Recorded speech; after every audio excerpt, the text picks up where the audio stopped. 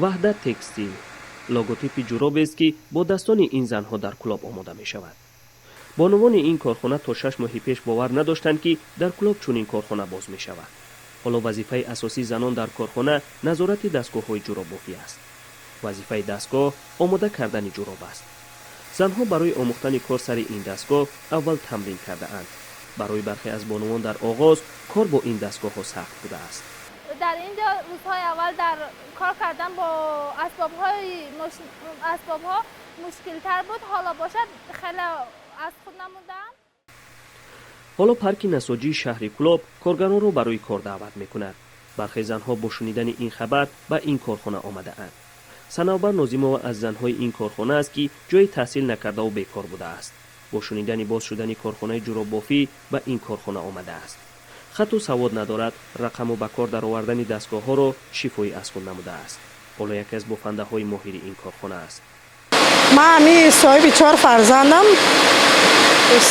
تا 3 ساله به کارخانه شین. وقتی همین کارخانه را راهبر اعلام کرده آمدن مدتی 7 ماه که همینجا کار و فعالیت دارم. پارک نساجی شهر کلاب در یک شبانه روز بیش از 70,000 جوراب تولید میکند.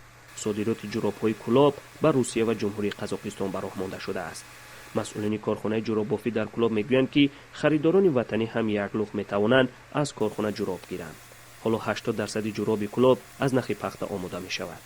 یک جفت جوراب 5 سومانی جوراب زمستانه تشکیل میدهد و جوراب تابستانه باشد. از روی با هست جوراب هست، نیم جوراب هست، با دیگر نمودایی که جوراب هست تا 3 سومانی 40 درم، کمترین 3 سومانی 40 درم، 3 سومانی 20 درم تا 5 سومانی 5 نیم سومانی رو تشکیل میدهد.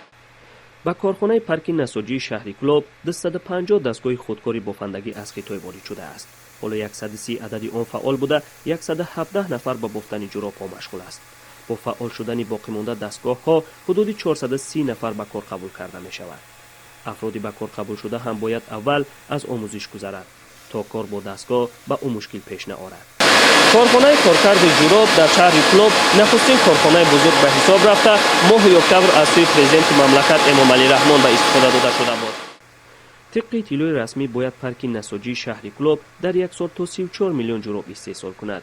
تا کنون جوراب استحصال کلاب به بازار محلی وارد نشده است. مسئولین کارخانه میگویند که آنها اکنون تلاش دارند طریق شرکت‌های فروشنده جوراب‌های خود را در بازار محلی وارد کنند. ساکنان هم میگویند که صفت خوب و نرخ ارزان میتواند موقع جوراب‌های بیرونه را در بازار محلی تنگ کند. محمود جان احمدزاده، آزادی، کلاب.